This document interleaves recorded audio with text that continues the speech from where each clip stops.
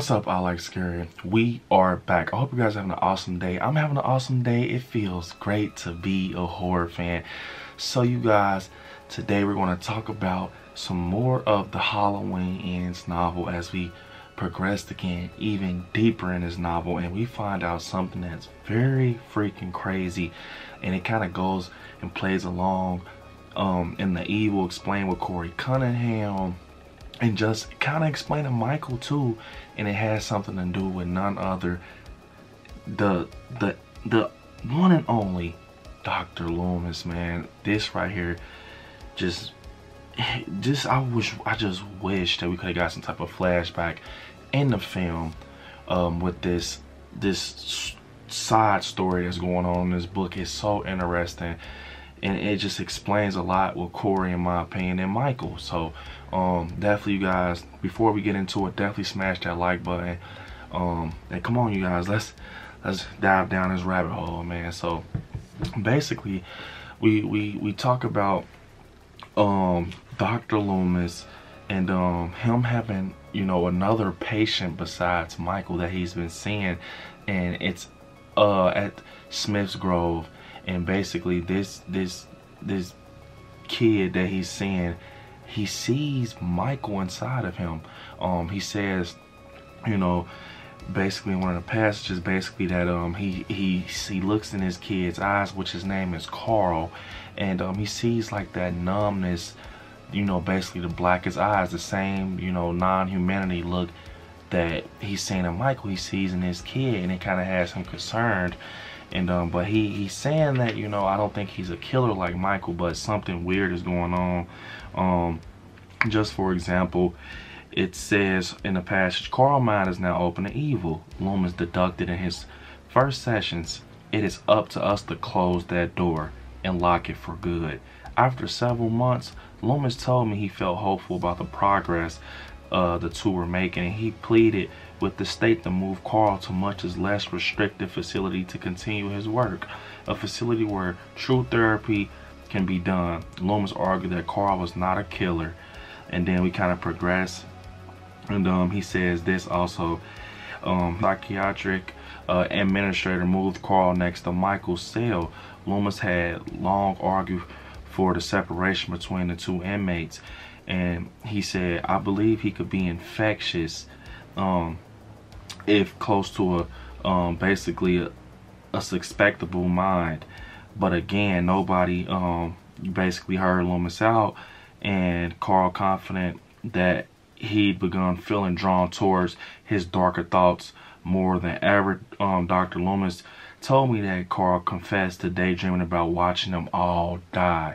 So basically saying that this kid was daydreaming about watching them die, and that's fucking crazy. And it also says basically, I want to see their faces just before they die.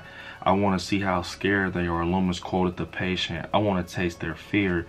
The progress Loomis had made quickly had been undone by Carl's vicinity to Michael. Michael's presence had pushed open the door that Loomis had tried to close. And basically, it was just saying that, you know, how he's starting to transform kind of in a way like how Corey Cunningham is. And this is what I'm getting from this story. Basically that, you know, how Corey basically went in the sewers and he kind of came across Michael, and it was almost like Michael brought something out of him.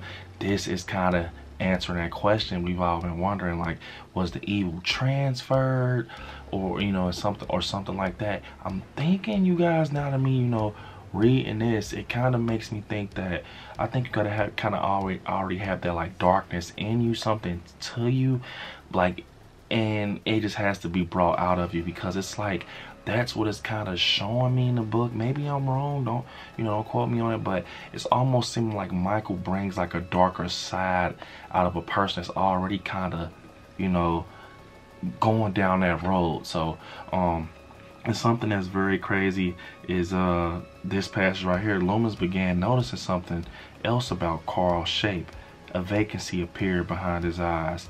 The same sort of vacancy he believed lived inside Michael's eyes. A vacancy that hadn't been there when Carl arrived. I feared the look, Loomis said, and when he discovered gashes in Carl's hands, he became more insistent. that something must be done before the evil overtakes him.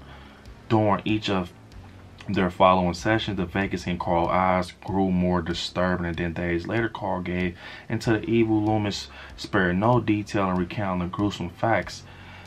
Basically, two guys, Chris Miles and Gerber Bill, were bringing supplies into, Smith's Grove, an examination room, and basically Carl snuck in there and he killed both of them.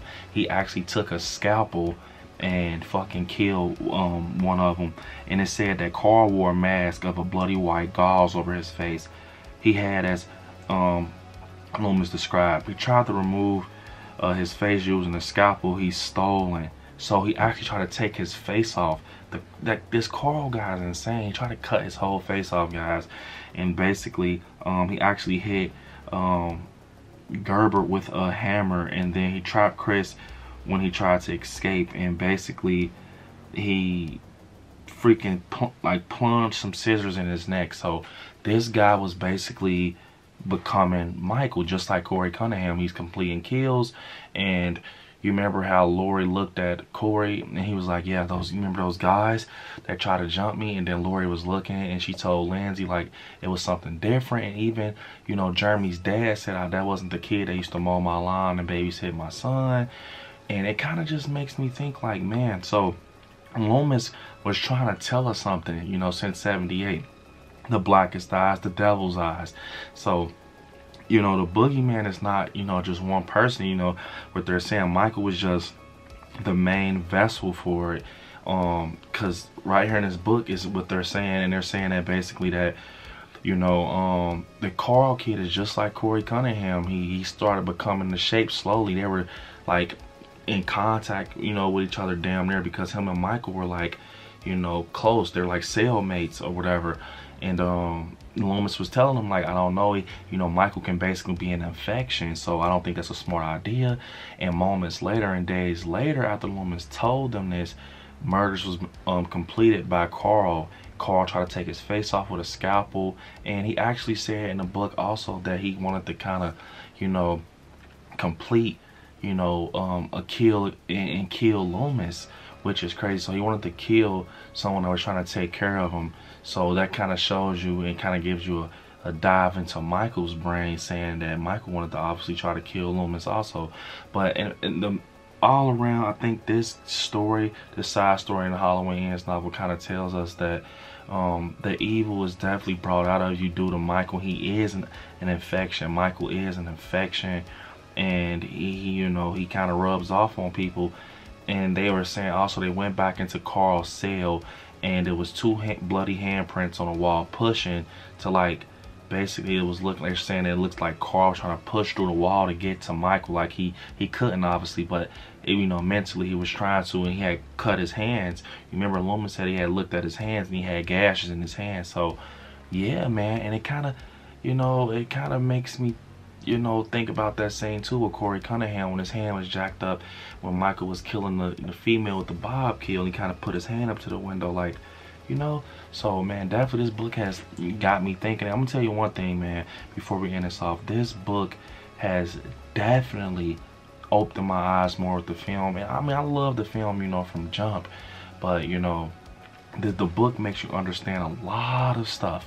That's all I'm gonna say. The book definitely makes you understand a lot of stuff and a lot of things that you won't answer with the film. I know it's just a book, but it plays a perfect picture in your head and to the film, and just answering a lot of those questions that you want to be answered, and a lot of deep things too. And comment down below if you guys want me to continue breaking down this novel. We are getting somewhere. We're getting very deep in it. And also comment, I have the 2018 novel also. If you want me to dive into the 2018 novel, comment down below. But unfortunately, this is the end of the video. So don't forget to hit me on my social media. I like Scary on Instagram, I like Scary on TikTok, Brandon on Facebook, and I like Scary on Twitter. And don't forget, you guys to become a member of the Patreon, exclusive content and benefits on the channel. And right there where it says subscribe next to it, click join and become a member of the channel, get exclusive content and benefits.